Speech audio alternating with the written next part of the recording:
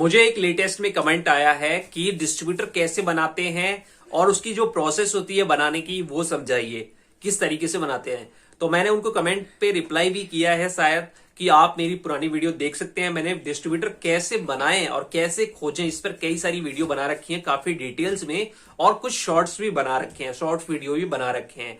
लेकिन आज मैं आपको फिर से बताता हूं क्योंकि देखो, इंफॉर्मेशन जो है हमेशा अपडेट होती रहती है, ट्रिक्स जो है हमेशा अपडेट होती रहती है। जैसे जैसे एक्सपीरियंस होता है, हर किसी के एक्सपीरियंस में कोई ट्रिक्स होगी वो और भी कमाल की हो जाती है। तो कुछ अब मैं जो बताऊंगा वो कुछ और भी ज्यादा इंफॉर्मेशन वाली होगी। इस वीडियो में इसी बारे में बात करेंगे। चलिए दोस्तों, वीडियो को स्टार्ट करते हैं। आपसे रिक्वेस्ट है कि आप मेरी वीडियो को लाइक जरूर करिए और किससे मुझे मोटिवेशन मिलता है और किसी दूसरे को भी शेयर कर सकते हैं जो कि सेम फील्ड सेम इंडस्ट्री से है। तो आते हैं मुद्दे पर कि डिस्ट्रीब्यूटर कैसे खोजें और कैसे बनाएं। तो इस वीडियो में डिस्ट्रीब्यूटर कैसे खोजें छोटा पार्ट रहेगा, डिस्ट्रीब्यूटर कैसे बनाएं इस पर ज्यादा बात की। तो सबसे पहले डिस्ट्रीब्यूटर कैसे खोजना है, सबसे जो आसान तरीका मैं अपनाता हूं और कोई भी अपनाता है क्योंकि मैंने भी किसी से सीखा है ये सारी चीजें।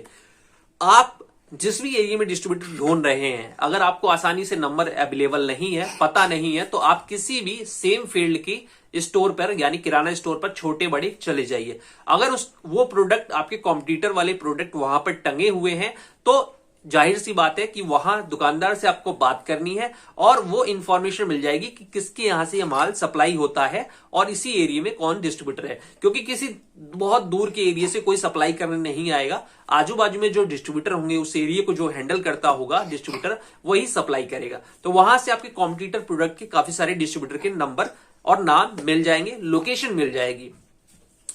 बहुत सारे दुकानदार नहीं बताते हैं, तो आप यही चीज 5-6 दुकानों पर देखिए और सेम फील्ड से इस तरह से चुन लीजिए। एक चीज मैं आपको इंपॉर्टेंट बताना चाहता हूं जो यहां के मैंने पुरानी वीडियो में नहीं बताया, कि अगर लाइन से आप दुकानें करते हैं और 5-10 दुकानें करते हैं, सेम इंफॉर्मेशन यानी डिस्ट्रीब्यूटर का नाम और नंबर आपको मिल जाता है, तो उन 10 दुकानों में देखिए कि 10 दुकानों पर उसका माल सही तरीके से लग रहा है, सही क्वांटिटी में लगा हुआ है। इसका मतलब वो अच्छा डिस्ट्रीब्यूटर है, वो उधार भी देता है और नगद भी देता है और उसकी सप्लाई काफी स्ट्रांग है। ये चीज फाइंड आउट हो जाती है जो आप 5 से 10 दुकानें करते हैं वहां पर प्रोडक्ट अवेलेबिलिटी की वजह से, और उसके नेचर के बारे में भी पता चल जाता है। तो यहां से आइडेंटिफाई हो गया, बहुत आसान तरीका है। किसी भी नए एरिया में जाएंगे तो इसी तरह से आप डिस्ट्रीब्यूटर फाइंड आउट कर सकते हैं।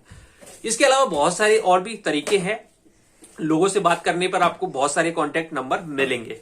अब आते हैं कि डिस्ट्रीब्यूटर फाइनल हो गया, डिस्ट्रीब्यूटर को हमें पास में जाना है, बात करनी है, तो किस तरीके से हम एजेंसी उसको दें। सबसे पहले डिस्ट्रीब्यूटर के पास जाने से पहले आप चाहे उम्र में कैसे भी हो, छोटे हो, बड़े हो, कम उम्र के हो, फ्रेशर हो, आपको ये तैयारी करनी चाहिए कि आपके जो प्रोडक्ट है अगर किसी को एजेंसी देते हैं तो उसमें मार्जिन और प्रोडक्ट कौन कौन से हैं, कौन कौन से साइज हैं, मार्जिन कितना है, एमआरपी कितना है, किसमें कितनी बचत है, स्कीम कब कब आती है साल में, तो ये आपको सीधा आपके डायरी में लिखा होना चाहिए, नोट करके लिखा होना चाहिए। ये डिस्ट्रीब्यूटर की कुछ चीजें होती हैं जो डिस्ट्रीब्यूटर पूछता है। तो यहां से आपने तैयारी कर ली। इसके अलावा आपको ये भी इंफॉर्मेशन होनी चाहिए कि आपके आजू बाजू में जो डिस्ट्रीब्यूटर है उनके नाम पता होने चाहिए, मोबाइल नंबर होना चाहिए और वो कितना बिजनेस करते हैं ये भी पता होना चाहिए। और जिस एरिया के लिए आप डिस्ट्रीब्यूटर तलाश रहे हैं वहां पर कितना बिजनेस आपकी कंपनी करना चाहती है या क्या पोटेंशियल है, ये चीज आपको फाइंड आउट करनी होगी। कुछ तो पुराने रिकॉर्ड से मिल जाएगी अगर पहले से डिस्ट्रीब्यूटर होगा तो, और अगर पहली बार उस एरिया में डिस्ट्रीब्यूटर बनाने चाह रहे हैं तो आपके कॉम्पिटिटर कितना वहां पर प्रोडक्ट बेच रहे हैं उसके आधार पर कैलकुलेशन हो जाती है। ये कैलकुलेशन के ऊपर एक वीडियो बन सकती है, वो मैं बताऊंगा कि किस तरह से अपने कॉम्पिटिटर को देख के आप किसी नए एरिया में पोटेंशियल निकालेंगे कि कितना आपका माल बिकेगा। ठीक है, क्योंकि डिस्ट्रीब्यूटर को ये पिच करनी होती है, बतानी होती है, उसका इंटरेस्ट भी होता है। अच्छा जो डिस्ट्रीब्यूटर होगा वो ये सारी चीजें आपसे पूछेगा। अब आते हैं आपकी कंपनी की जो पॉलिसी है किसी भी डिस्ट्रीब्यूटर को लेके, कि डिस्ट्रीब्यूटर बनाना है तो पहले माल क्रेडिट पे देना है, एडवांस पे देना है, कितने दिन का क्रेडिट है, चेक कितने दिन का है, क्या क्या चीजें, ये सारी नॉलेज आपको होनी चाहिए। ये आप अपने मैनेजर से पूछ सकते हैं और अपनी कंपनी के सेल्स कोऑर्डिनेटर या कंपनी के किसी भी ऑफिसर से पूछ सकते हैं, और ये भी आपके पास लिखी हुई होनी चाहिए। तो ये तैयारी कर लीजिए। रिटर्न पॉलिसी क्या है, डैमेज पॉलिसी क्या है, कब कब रिटर्न होता है, एक्सपायरी पॉलिसी क्या है, किस तरीके से होगी, कंपनी आपने छोड़ दी तो कंपनी किस तरीके से ये सारी चीजें करेंगी, ये सारी आपको नॉलेज आपने तैयारी कर ली, आप पहले से ही इस चीज को ये समझिए एग्जाम देने जा रहे हैं तो उससे पहले ये सारा रिवीजन कर लीजिए, रट लीजिए, ओवर कॉन्फिडेंस में मत रहिए। अब हम तैयार हुए और डिस्ट्रीब्यूटर के सामने जाते हैं। डिस्ट्रीब्यूटर के सामने आपके पास कैटलॉग कंपनी का होता ही है, सभी सेल्स वालों के पास। कभी भी अपना जो कैटलॉग है एकदम फ्रेश होना चाहिए, मतलब ऐसा नहीं हो मुड़ा तुड़ा ऐसे ही, बहुत सारे लोग ऐसे ही दे देते हैं गंदा सा कैटलॉग। अरे जब कैटलॉग ही गंदा है तो प्रोडक्ट क्या उसमें अच्छा दिखेगा। कैटलॉग न्यू रखिए, हमेशा बेहतरीन करके अपनी कैटलॉग को संभाल के रखना चाहिए। ये आपकी यूएसपी है किसी के सामने आपको प्रेजेंट करने की। तो कैटलॉग बेहतरीन करके रखिए। अगर आपके पास बेहतरीन नहीं है तो आप अपने किसी एग्जीक्यूटिव या किसी से भी मांग सकते हैं, अगर डिस्ट्रीब्यूटर बनाने जा रहे हैं तो। वहां पर हेलो हाय से स्टार्टिंग कीजिए, अभिवादन से, थोड़ी सी मार्केट की बातें, जनरल नॉलेज की बातें, वो भी मार्केट से रिलेटेड होनी चाहिए, ये करिए। उसके बाद आप बताइए कि मैं इस कंपनी से आया हूं, अपना इंट्रोडक्शन दीजिए, कंपनी का इंट्रोडक्शन दीजिए और उनसे डिस्ट्रीब्यूटरशिप के लिए बात करिए। ठीक है, ज्यादा से ज्यादा 5-10 मिनट होगा, ये सारी चीजें 10-15 मिनट। और फिर अगर इंटरेस्ट होगा तो वो बात करेगा, इंटरेस्ट नहीं होगा, उसको एजेंसी नहीं लेनी होगी तो वो नहीं बात करेगा। दो चीज कर सकता है, आपको किसी का रेफरेंस दे सकता है, बता सकता है अदर कौन काम कर सकता है, या मना कर देगा। अब कई बार नई कंपनी होती है तो ये सारी कर देते हैं, पुरानी कंपनी होती है तो कोई पचड़ा होता है, कोई लफड़ा होता है मार्केट में, तो वो चीज आपके सामने रखेगा। उस कंडीशन में क्या करनी चाहिए, उसको सॉल्व जितना आपसे हो सके उसको सॉल्व करना चाहिए, लेकिन उस मैटर को पहले समझ के, चाहे अपने सीनियर से समझ लीजिए, चाहे अपनी कंपनी से समझ लीजिए। और ये सारी समझना जो है तैयारी एक दिन पहले की है, क्योंकि आपको पता ही होगा उस एरिया में कोई पहले से डिस्ट्रीब्यूटर होगा, कटिंग का माल जा रहा होगा, तो बहुत सारी चीजें पता चल जाती हैं।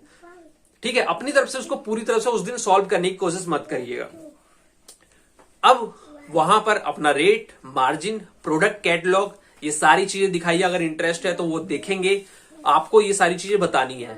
और कंपनी की जितनी भी इंफॉर्मेशन है कोशिश करनी चाहिए कि 100% आपको नहीं बताना है। काफी लोग गलती करते हैं कि हर चीज खोल के बता देते हैं, मार्जिन क्या है, रिटर्न पॉलिसी क्या है, एक्सपायरी पॉलिसी क्या है, कंपनी की पॉलिसी क्या है, कितने का बिजनेस है, क्या है किस चीज। ठीक है, एक बार जब सामने वाला जान जाएगा तो वो आप में उतना इंटरेस्ट नहीं लेगा। तो वही चीजें बतानी चाहिए जो वो उस आगे बात को बढ़ाने में सहायक हो। और जैसे जैसे बात बढ़ेगी तो आपको और भी चीजें धीरे धीरे अपने पत्ते खोलते जाने, यानी पत्ते एक बार में सारे नहीं खोलने हैं। कभी कभी वो आपको दूसरे दिन का भी टाइम देगा, अगले दिन का भी टाइम देगा, तो उस समय के लिए भी काफी सारी बातें बचा के रखिए। और बहुत सारी बातें होती हैं कि आपको पता होती है लेकिन वो मार्केट में बताने के लिए नहीं होती। वो आगे जैसे कहते हैं ना कि पानी जो होता है उसको जगह देने की जरूरत नहीं होती, वो अपने आप ही रास्ता बना लेता है। तो बहुत सारी चीजें ऐसी होती है, नियम कानून कायदे ऐसे होते हैं जो हमें नहीं बताने होते। अगर वो बिजनेस कर रहा है तो धीरे धीरे समझ ही जाएगा और फिर आगे भी चीजें समझता रहेगा, क्योंकि आप सारी चीजें बता देंगे तो उसका कुछ नेगेटिव, उसमें से कुछ नेगेटिव इंपैक्ट भी उस पर पड़ सकता है। इस तरीके से कई लोगों से पहली बार में फाइनल हो जाती है, कई लोगों से 3-3 बार 4-4 बार मीटिंग करनी होती है, और हर बार कुछ अच्छी तरह से तैयारी करके जाना होता है। तो इस तरह से डिस्ट्रीब्यूटर बनाया जाता है, यही प्रोसेस होती है। डिस्ट्रीब्यूटर मान लो फाइनल हो गया तो कंपनी अगर चेक उससे मांगती है तो चेक देगा वो। और फिर बहुत सारी कंपनी अपने कुछ फॉर्म देती हैं जो कि हर सेल्स एग्जीक्यूटिव के पास रहता है फोटोकॉपी, तो उसको उस फॉर्म को सारा भरवाया जाता है। तो उस टाइम पे आप भरवा के चेक कलेक्ट करके या एनएफटी यानी कैश जो पैसे हैं वो ट्रांसफर करा के भी आप वहां से फाइनल कर सकते हैं डिस्ट्रीब्यूटर को। जब तक डिस्ट्रीब्यूटर चेक ना दे दे या अमाउंट ट्रांसफर ना कर दे कंपनी में और फॉर्म आपके सारे ना भर दे, तब तक वो डिस्ट्रीब्यूटर फाइनल नहीं होता। तो फाइनल ये होता है जब तक उसके पैसे कंपनी में चले जाने चाहिए, और साथ ही साथ जो भी आपके कंपनी का लेटर है, जो भी परफॉर्मा बना रखा है, वो सारी चीजें फिल कर लेना चाहिए। अधिकतर कंपनी 3 तरह के लेटर बनाती है। एक तो कंपनी का पैड होता है, लेटर हेड होता है, उस पर अपॉइंटमेंट मान लो आप खुद से लिख सकते हैं कि आप आज से हमारे डिस्ट्रीब्यूटर अपॉइंट हो गए। दूसरा एक जो लेटर होता है वो होता है डिस्ट्रीब्यूटर की जो पूरी डिटेल्स है, डिस्ट्रीब्यूटर की जो डिटेल्स है कितना एरिया हैंडल करता है, कौन कौन सी अभी प्रेजेंट में कंपनी है, किस किस कंपनी के लिए कितना कितना बिजनेस करता है पर मंथ, कितना इनका मार्जिन है, इनका आरओआई कितना है, एक पेज वो होता है। वो भी आपको भरनी होती है, कुछ आपको भरनी होती है, कुछ डिस्ट्रीब्यूटर से पूछ पूछ के भर सकते हैं। इस तरीके से ये फॉर्म भर के कंपनी में जाते हैं, पैसे चले जाते हैं, उसके बाद वो डिस्ट्रीब्यूटर आपका फाइनल हो जाता है। अगर वो नहीं होता तो आपको और भी डिस्ट्रीब्यूटर तलाशने हैं और यही सारी स्कीम उस पर भी अप्लाई करनी है।